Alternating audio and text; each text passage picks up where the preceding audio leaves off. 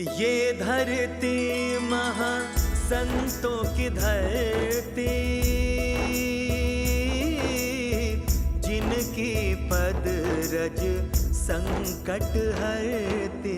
देश की ये धरती महासंतों की है धरती, मेरे देश की ये धरती महासंतों की है धरती।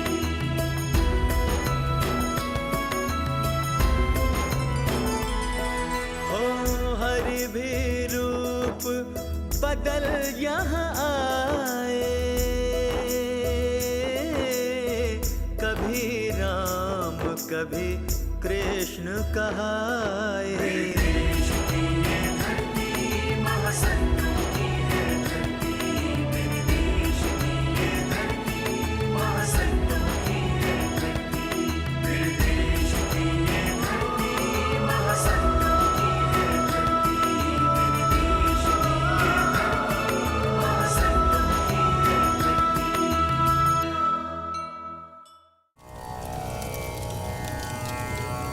आदिदेव नमोस्तुभ्यं प्रसीद मम भास्कर।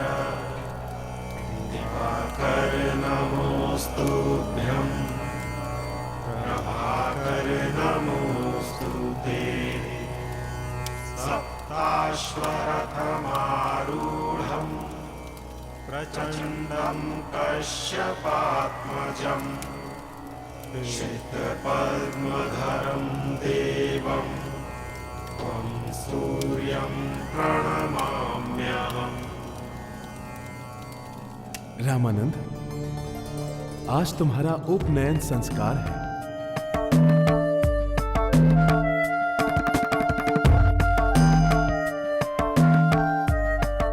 ये यज्ञोपवीत है, जनेऊ है, उपनयन है। उपनयन का अर्थ है नई दृष्टि और यज्ञ का अर्थ है सृष्टि। उपनयन संस्कार का अर्थ है नई दृष्टि से सृष्टि को जानना। अब ध्यान से देखो रामानंद, इस जनेऊ में 3 धागे हैं और ये संसार भी त्रिगुणात्मक कहलाता है। ये संसार 3 गुणों से युक्त है। उसी प्रकार तुम्हारे शरीर को हम 3 गुणों में बांधना चाहते हैं। ज्ञान, जीव जगत और ब्रह्म। जब तुम्हें इन 3 गुणों का ज्ञान हो जाएगा, तब तुम त्रिगुणात्मक होकर मुक्त हो जाओगे। जय श्री राम, जय श्री राम, जय श्री राम, जय श्री राम।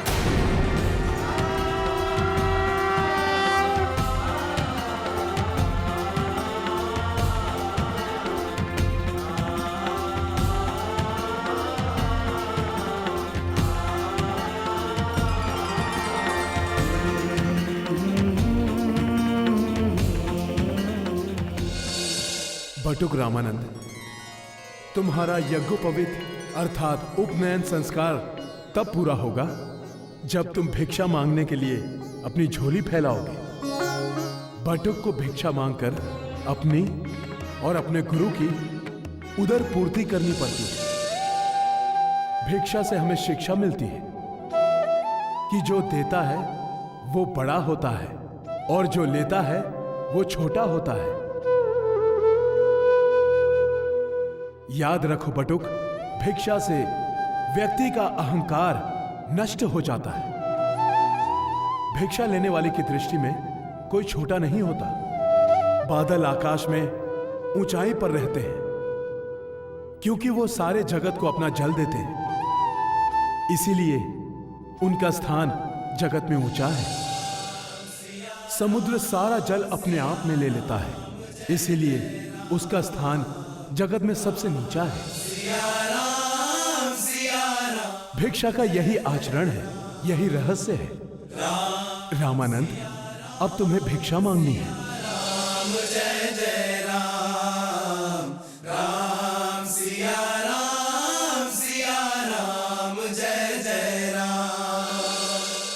आयुष्मान भव। भिक्षां देहि मां।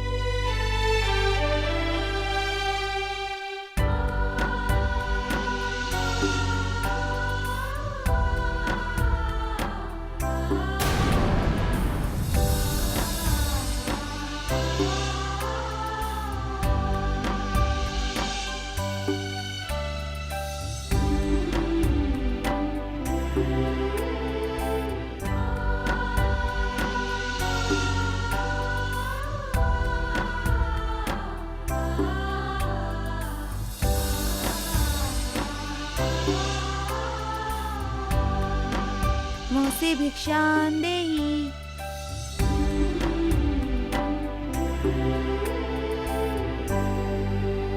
रामानंद, बटुक अब रुकता नहीं है।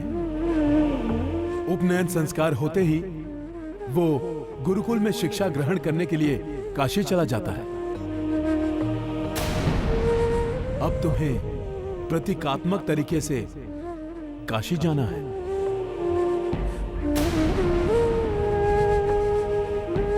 इसलिए श्री वेणी माधव के मंदिर में जाकर उन्हें प्रणाम करके लौट आना है। समझा जाएगा कि तुम काशी चले गए। वो घड़ी आ गई है देवऋषि। अब रामानंद अपने अवतार कार्य का प्रारंभ करेगा। मंगल भवन मंगल हारी द्रवहु सुदशरथ अजिर बिहारी।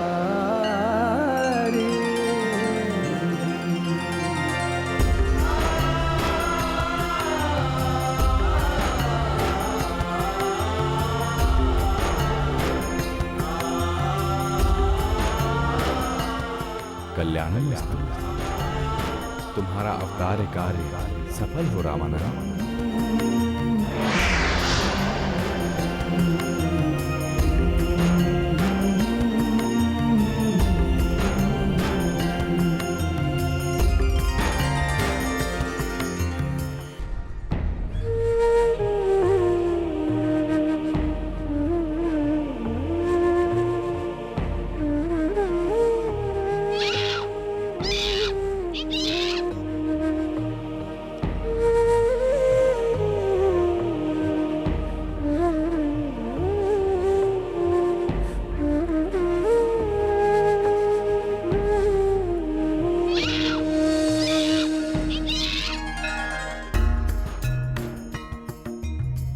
बटुक रूप बन के सन्यासी रामानंद चले हैं काशी। यज्ञ पवित्र संस्था के बाद रामानंद कितना तेजस्वी लग रहा है। क्या वो काशी जाएगा? काशी मतलब वेणी माधव के मंदिर तक जाएगा और लौट आएगा। श्री वेणी माधव को ध्यावे परिक्रमा मंदिर की लगावे।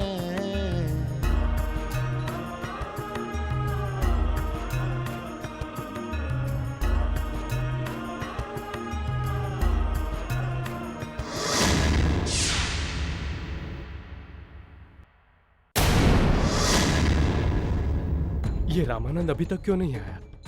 आ जाएगा। परंतु परिक्रमा लगाने में इतनी देर। पंडित जी रामानंद चला गया। चला गया? परंतु कहाँ चला गया? गांव के बाहर। गांव के बाहर?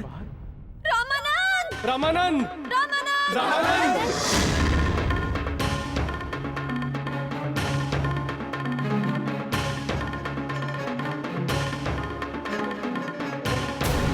वो रहा रामानंद।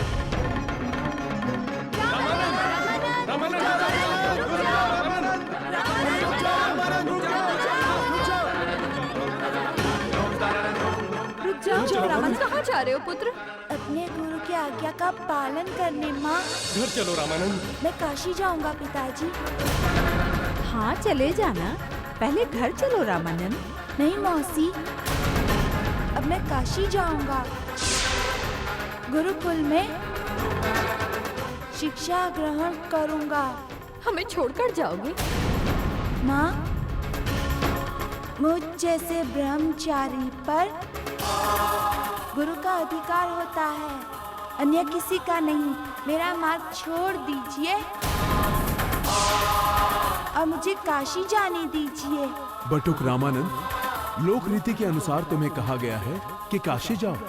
सत्य में तुम्हें काशी नहीं जाना है, पढ़ने जाने का कहकर थोड़ी दूर काशी की ओर चलकर लौट आना है। यही लोक रीति है। पुरोहित जी, मुझे झूठी रीति अच्छी नहीं लगती।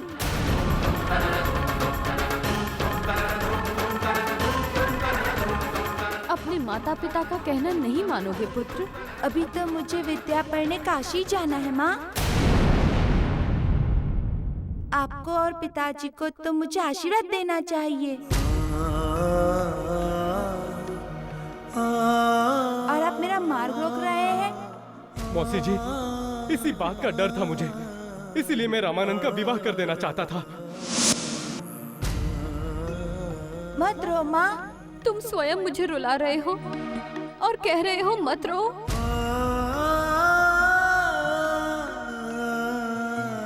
पुत्र, मैं तुम्हारे पढ़ने का प्रबंध यहाँ प्रयाग में ही कर दूंगा। मैं काशी के गुरुजनों को यहीं बुला लूंगा तुम्हारे लिए। नहीं पिताजी, गुरु को शिष्य के पास नहीं जाना चाहिए, शिष्य को गुरु के पास जाना चाहिए। मुझे मत रोकिए, मैं काशी जाऊंगा। क्यों जिद कर रहे हो? काशी जाने का हट क्यों? हट कौन कर रहा है माँ? आप या मैं आपसे दूर चला जाऊंगा, इसलिए आप मुझे जाने से रोकना चाहते हैं ना? कब तक रोक कर रखोगे मुझे? कब तक? जब तक श्वास चलता है तब तक इस शरीर में प्राण रहते हैं, तब तक ही तो बंधन बने रहते हैं। रामानंद!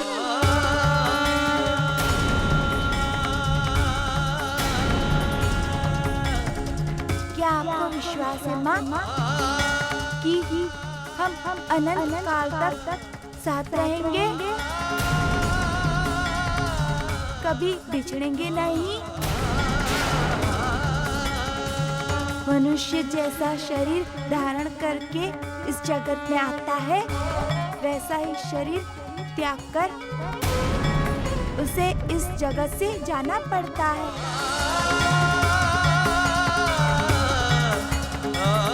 तनिक ध्यान दो माँ, फिर मेरे जाने पर तुम्हें कभी दुख नहीं होगा। वैसे भी मैं तो काशी ही जा रहा हूँ शिक्षा ग्रहण करने के लिए। मौसी जी, अब क्या करोगे सदन? मौसी जी, आज की रात हम लोग श्री वेणी माधव मंदिर के बाहरी कक्ष में विश्राम करते हैं। वहाँ क्यों? क्योंकि रामानंद घर लौटने को तैयार नहीं, और तब तक हम लोग काशी जाने की तैयारी कर लेंगे। काशी जाने की? हाँ पुरोहित जी, कल प्रातः हम लोग रामानंद के साथ काशी चले जाएंगे। आज की रात हम लोग यहीं मंदिर में विश्राम कर लेते हैं।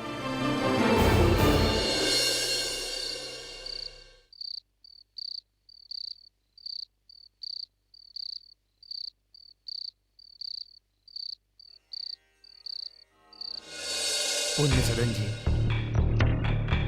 आप काशी जा तो रहे हैं, लेकिन वहां रहेंगे कहाँ? पुरोहित जी, काशी में रामानंद के मामा श्री ओमकार शर्मा जी रहते हैं। अब उन्हीं के वहां जाकर रहेंगे। रघुवीर, पिताजी की आज्ञा का पालन करने के लिए जब आप, सौमित्र, लक्ष्मण और मैं 14 वर्ष के वनवास के लिए अयोध्या से निकले थे, याद है? प्रजा आपको किस तरह रोकना चाहती थी, आज वही रामानंद के साथ भी हो रहा है। रुक जाओ! रामानंद रुक जाओ! यदि तुम हमारा कहना नहीं मानोगे तो हम भी तुम्हारे साथ काशी चलेंगे। जहाँ तुम होगे वहाँ हम होंगे रामानंद।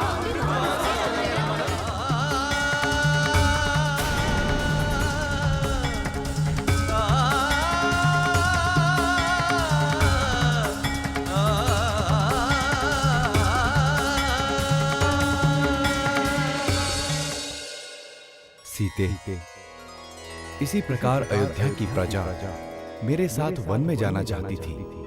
तब मैंने उन्हें अयोध्या वापस लौट जाने के लिए विनती की थी।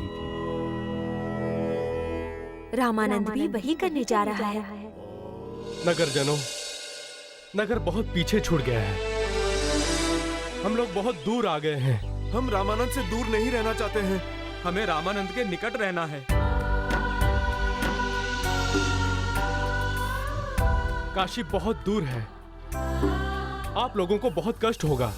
और फिर सुशीला भी तो आप लोगों के साथ नगर लौट रही है। नहीं, नहीं, मैं नहीं लौटूंगी, मैं नहीं लौटूंगी। मैं अपने पुत्र को काशी नहीं जाने दूंगी।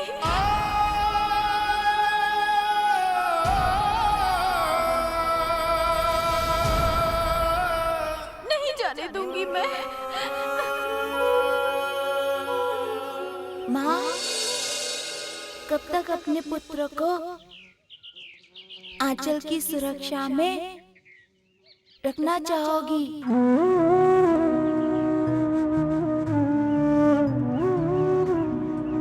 पंछियों के बच्चों को भी जब अनुभव होता है कि उनके पंखों में बल है, तब वो भी आकाश में उड़ान भर लेते हैं।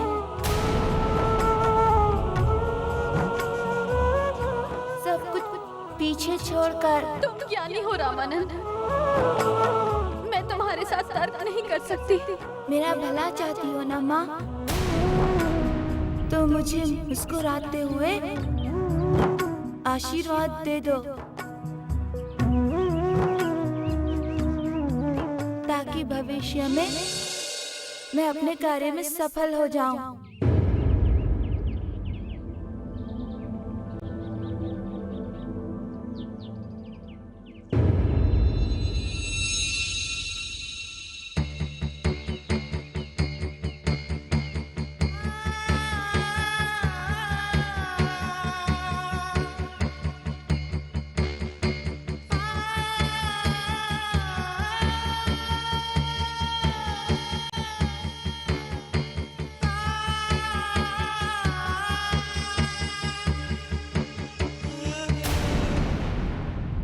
तुम्हारा मार्ग मंगलमय हो, मंगलमय हो। तुम्हारा जीवन उद्देश्य सफल हो।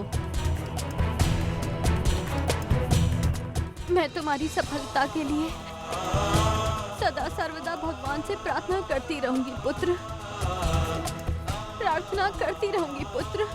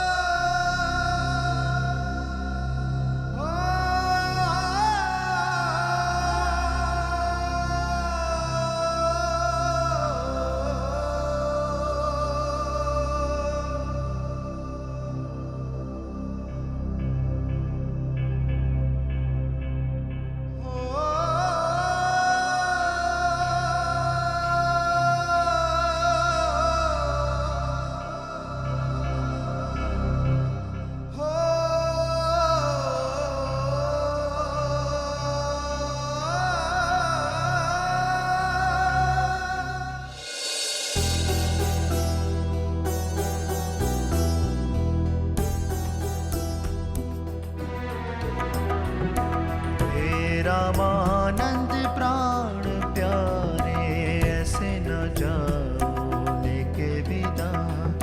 हे रामानंद प्राण प्यारे, ऐसे न जाओ लेके विदा। ऐसे न जाओ लेके विदा, ऐसे न जाओ लेके विदा। हे रामानंद प्राण प्यारे, ऐसे न जाओ लेके विदा। हे रामानंद प्राण प्यारे, ऐसे न जाओ लेके विदा।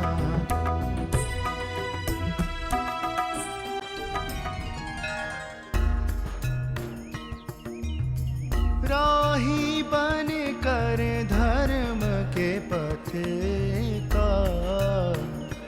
करने चले उद्धार जगत का।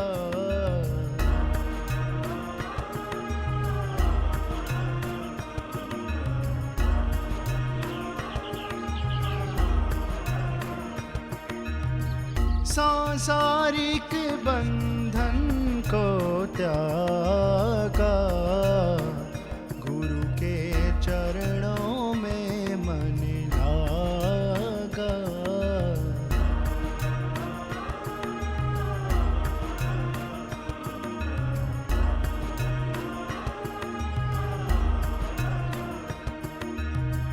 बालक सेवा का व्रत धारे, चले स्वर्ग के सुरगण सारे।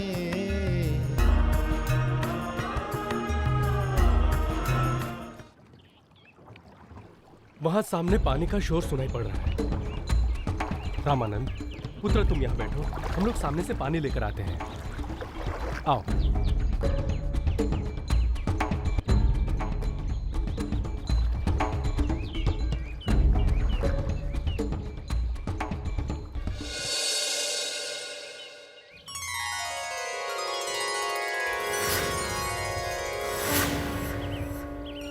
प्रणाम प्रभु। शुभम भवतु। रघुनाथ, आपका रामानंद अवतार समाज की सेवा के लिए हुआ है, तो क्या आप देवताओं की सेवा स्वीकार करेंगे? सीते, इसका उत्तर रामानंद देगा। देवेंद्र, अचानक इस पृथ्वी लोक पर आगमन? हम सारे देवता आपकी सेवा में उपस्थित हो गए हैं प्रभु। देवेंद्र, मैं आपकी सेवा का लाभ नहीं ले सकता। क्यों प्रभु? पृथ्वी लोक वासियों के सामने सेवा का नया आदर्श रखने के लिए मैंने अवतार लिया है। फिर मैं तुमसे सेवा कैसे ले सकता हूँ? आप नंगे पांव चल रहे हैं प्रभु।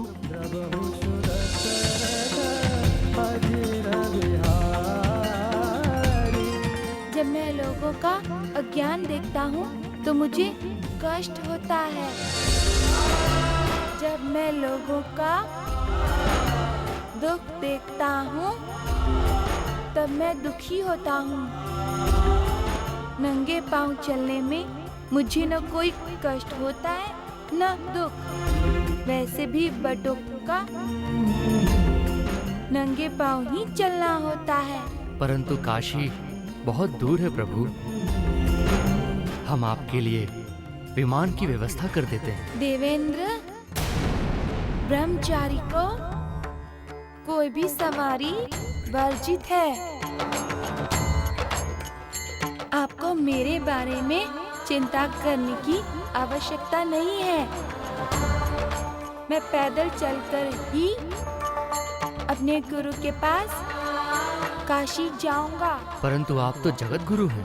इस पृथ्वी लोक पर शरीर धारण करने वाले हर प्राणी को गुरु की आवश्यकता होती है। यही मैं अपने व्यवहार से सभी को शिक्षा देना चाहता हूँ। कोई कितना भी ज्ञानी हो, गुरु के पारस स्पर्श के बिना उसका ज्ञान व्यर्थ है। आप धन्य हैं प्रभु, धन्य हैं।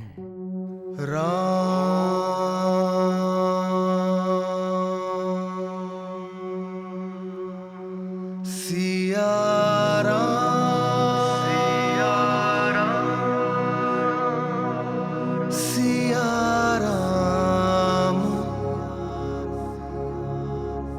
जय जय राम।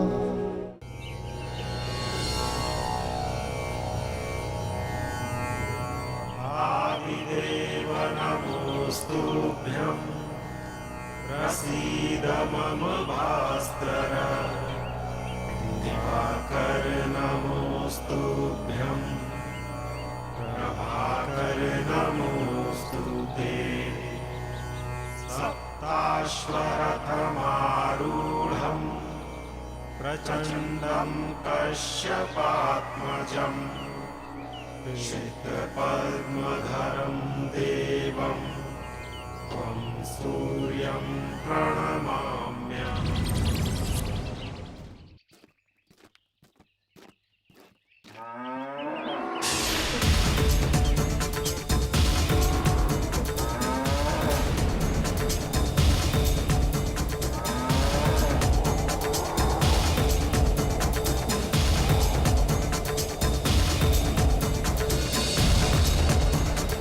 लगता है कोई गायों को भयभीत कर रहा है, परंतु क्यों?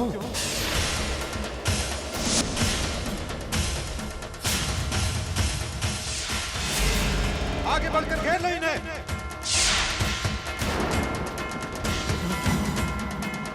इन गायों का मुंह हमारी तरफ मोड़ दो और इन्हें हमारे हवाले कर दो।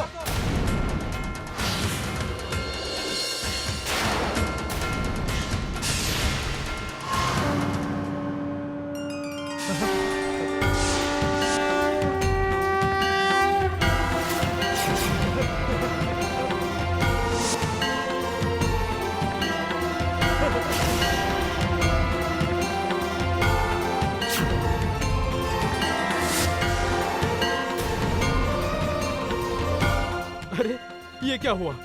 वो सैनिक भाग क्यों गए? पिताजी, मैं कुछ देर इन गायों के साथ रहना चाहता हूँ। ठीक है पुत्र, तुम यहीं रुको, फलाहार का समय भी हो गया है। हम फलाहार की व्यवस्था करके आते हैं, ठीक है?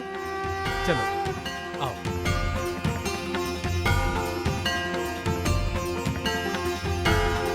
बहुत देर से भागी आ रही हो ना तुम सब?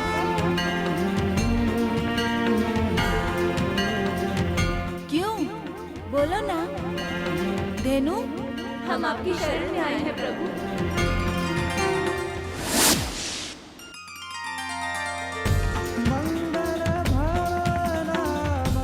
सबको दुखों से छुटकारा दिलाने वाले प्रभु, आप दुर्बलों की रक्षा करते हैं, दुष्टों का विनाश करते हैं। आज दुष्ट खिलजी के सैनिक ने हमारी दुर्दशा की है। हमारा वन संकट में है रघुनाथ। अब आप ही हमारी रक्षा कर सकते हैं भगवान। हम आपकी शरण में आए हैं प्रभु, हमें अपनी शरण में ले लीजिए। देवियों, हर अन्यायी को न्याय मिलेगा, धर्म की पुनर्स्थापना होगी, दुर्बल पीड़ितों की रक्षा की जाएगी। आप दुष्टों का विनाश करते हैं, आप ही हमारी रक्षा कर सकते हैं भगवान। इस समय हमारे समाज की स्थिति बड़ी दयनीय है प्रभु। दुष्ट दुराचारी आनंद मना रहे हैं और मलेच्छ संस्कृति दिन प्रतिदिन बढ़ती जा रही है। इसीलिए आपसे प्रार्थना है कि शीघ्र अतिशीघ्र तरुण अवस्था पाकर दुष्ट मलेच्छों को पराजित करें, ताकि फिर कोई खिलजी हमारी संस्कृति भ्रष्ट करने का साहस न करे। तथास्तु। मंगल भवन अमंगल हारी, द्रवहु सुदशरथ जिर बिहारी। रामानंद, चलो पुत्र फलाहार कर लें।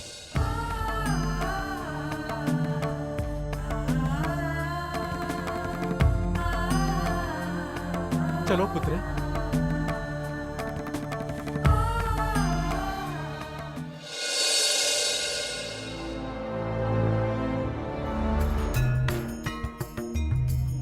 विद्या प्राप्त गुरु से करने, भव सागर से पार उतरने।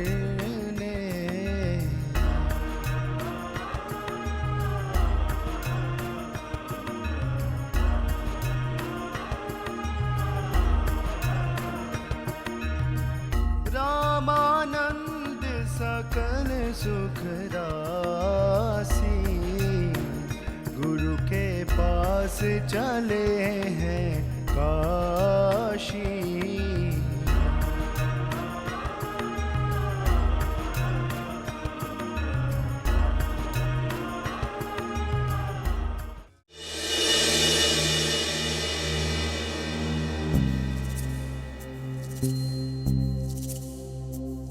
पुत्र रामानंद, संध्या कर ले। हाँ पिताजी।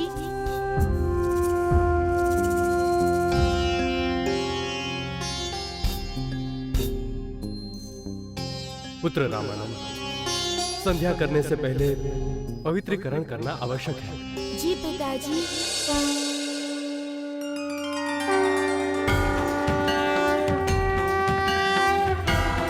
ओम केशवाय नमः।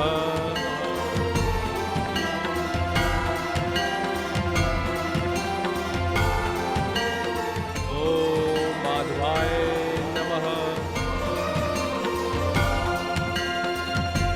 ओम नारायणाय नमः।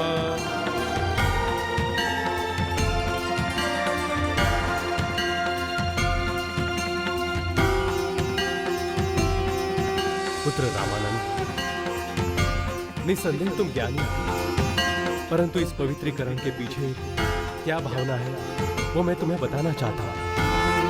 पुत्र, व्यक्ति के 3 घटक होते हैं, तन, मन और चित्त। हम जो 3 आचमन करते हैं वो इन तीनों को पवित्र रखने के लिए ही करते हैं। जो जल, अग्नि और प्राणवायु में निहित आकाश में रहता है, इसे हम केशव जल कहते हैं। इससे